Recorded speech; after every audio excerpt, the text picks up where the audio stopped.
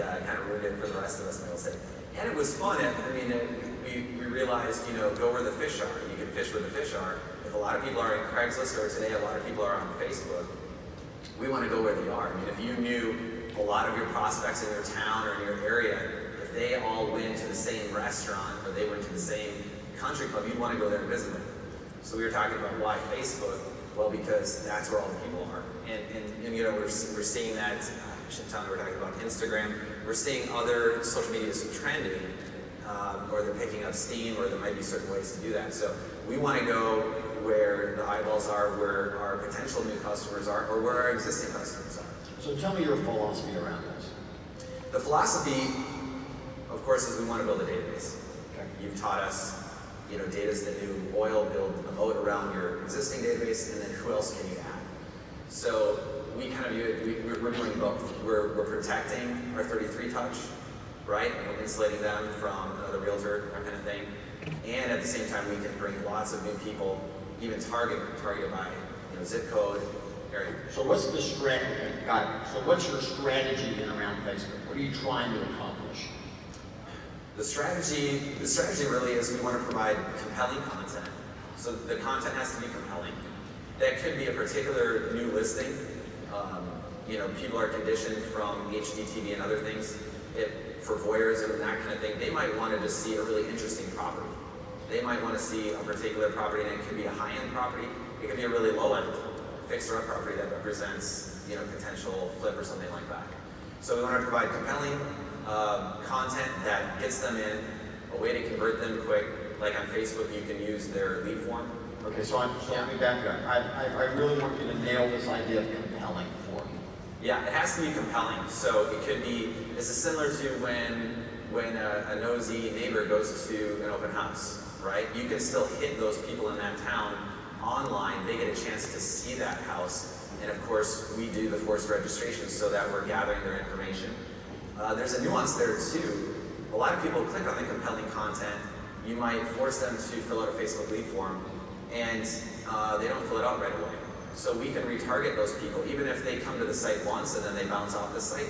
We can use a Facebook pixel, and it will track them throughout the rest of the process. We can retarget them with future ads.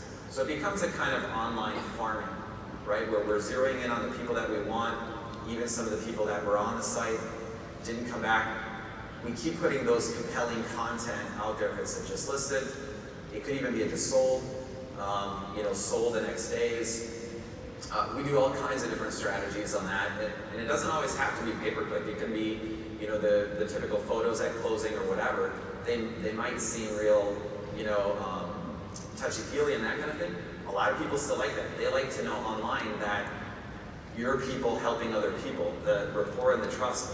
All of that relationship can also be built and integrated in the digital world, just like we see it in the physical world. Sounds like all the content is very directly related to the buying and selling of real estate. We definitely keep it slanted towards real estate, because if you think of most people on these social mediums versus on Zillow, they're not on there looking for a house, or you're interrupting them in something where they're not browsing for real estate. So we definitely want content that is going to appeal to somebody who's somewhat interested in real estate, and they find that somewhat interesting. If somebody is definitely never going to buy a house or investment property, we probably don't want to track them through our marketing in that way. So we keep it normally real estate slanted. Yeah. Talk to me about follow-up. So yeah, follow-up's a big one. Similar to Justin, so we do 10 calls. So immediate response, very important, as much as you can, because you're hitting the people while they're normally still on the site. They're having a discussion with their spouse about real estate, whatever it might be. Any of those types of scenarios, you want to reach out to those people. We kind of approach it, we want to go in soft with these registrations. We don't have on there, we're not advertising, you're going to get a call in 5 minutes. So you've got to approach slowly with the topic, and not with a question like, do you want to buy a house today? So you're giving a courtesy call. What would that look like? Yes, I say, hey Gary, thanks for taking my call. This is Sean with 14 Moves at Keller Williams. And I'm just calling because I noticed you've been browsing on our website, and I was giving a courtesy call, just follow, see if you had any questions about real estate. So when you extend a courtesy to somebody, they generally want to extend a courtesy back. You're starting the conversation real low level, just see if they have any questions. Somebody who's really hot, they really, they want to go see houses this weekend, they're going to tell you. Everybody else, they're going to feel like, they're not being pressured, they're not being sold something. People want to buy things, they want to be sold things. So when we approach it from that manner, then we're able to cultivate them. So we always start with that long approach. And so if you can get them in that first 5 minutes, that's huge. A lot of people, you're not going to get those first 5 minutes, so they're browsing at 10 p.m. at night or whatever. So those people, again, will do a similar call, and then we've got that call cadence that Jim and Tom at our company come up with. 10 calls over up to 30 days. Calls, text, emails we do.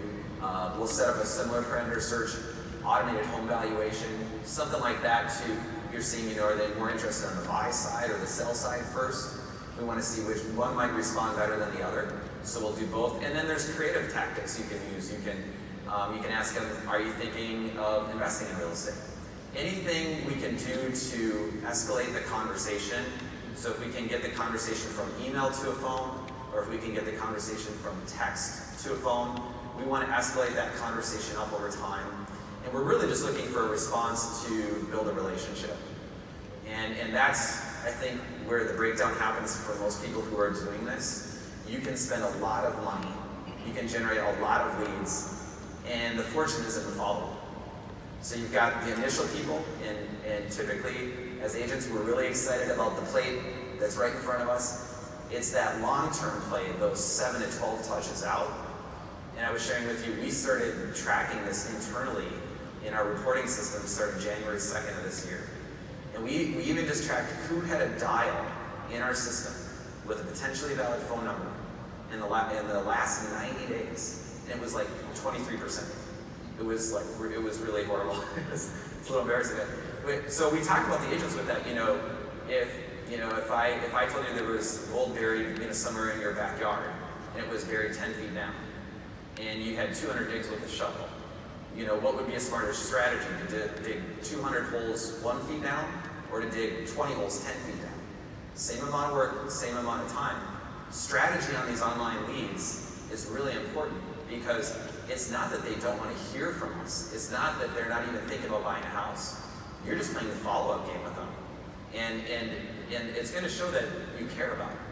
If you care enough to keep following, and you've got to be able to keep it creative, change it up. You don't want to use the same message every time. I was sharing, we even have one where, I think it's maybe call number 6 or something like that, where we're saying,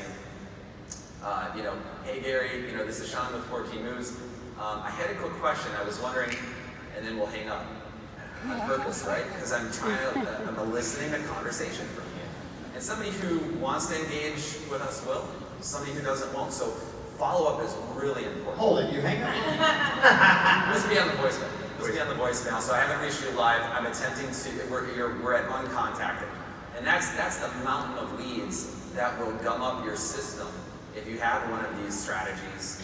If you don't find a consistent, creative way to reach out to those people and get in a dialogue with them, it won't go anywhere. And now, once we get them on the phone, of course, we got the scripts and dialogues to guide them through the process, timing, motivation. So follow-up is huge. Gotcha.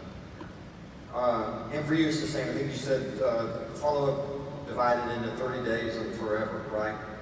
Call 10 times, Yeah. customer search, text. It's the same game plan as the guys. Yeah, basically, we didn't really talk about it, but we got the 30-day plan, but after that, it's 5 years. Yeah. Over 5 years long. And the average e-lead, and I was going to hit this in, the average e-lead takes 180 days to convert.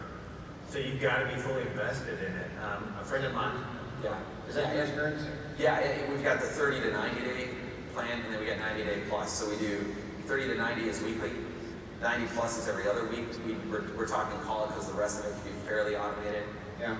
And when you get into these kinds of numbers, typically you need yourself or somebody else on a dive, because to plow through all those numbers, it would just, there's no way you could reach an efficiency. Do you have a similar standard? I think I heard you say 5 minutes in terms of the speed to the lead. Oh yeah. I mean, immediately we have a smartphone number through the CRM, so it will route the call directly to the agent's cell phone, and it'll ring. I love jump ball. I think most of ours do rotation right now. We were talking, I think, with Josh's team in the labs about some kind of weighted round robin, maybe even potentially based on conversion rate, their willingness to take the leads and that kind of thing. So that is huge if you can reach more of those people. Now, you made a comment to me that says, not that they don't want to talk to me, they don't know who I am. They don't know who you are. We make too many judgments about why people don't want to talk to us. They're dealing with, I've got 4 kids. You call me at 2 p.m. on a Tuesday, I might be dealing with 8 different things, right? Or at 6 p.m., I might be dealing with my children. It's not that I don't want to talk to you. It's just that time was inconvenient for me. And you're not high enough yet on my radar because I'm not going to buy a house until 8 months from now. And that's a come list me. That's a double-sided transaction 8 months from now if you get a hold of me. Yeah. All right, Chantel, let's talk. So, I do want to say one thing. Yes, sir. I disagree with a couple things they said, but let's just make it fun and just have a little battle here. But I will say with the forced leads, we actually did a test for 3 months because one of my agents was like, we have to stop forcing people to put these leads, blah, blah, blah, blah. And I said, fine, we'll try it for 3 months. Our leads went down by 55% and our conversion. So absolutely, I think that you need to force the leads. Forced response. Forced response, absolutely. I've already tested it. Don't even waste your time not doing that. And number 2 is that... No, we force. Oh, okay. Yeah, we I'm both. sorry. I thought you said you All don't. 3 of I us was like, agree. Okay. Forced. They both said they forced. Forced. Okay, I apologize. I misunderstood. That's okay. You said it with energy and you had research behind it. Yes, exactly. Go. Yes, and we do have a 5-minute guarantee. So we tell people, when you call, if you email, obviously we have to answer the phone within 3 rings. And if we don't answer within 5 minutes, we give them a gift card. So that's what we advertise so that everyone knows this is our guarantee that we do this. I love that. Setting a standard. Yeah. Putting pressure on your own team to live up to the standard. Yes, Right? exactly. And then we know if they didn't respond. Well, let's talk about social media.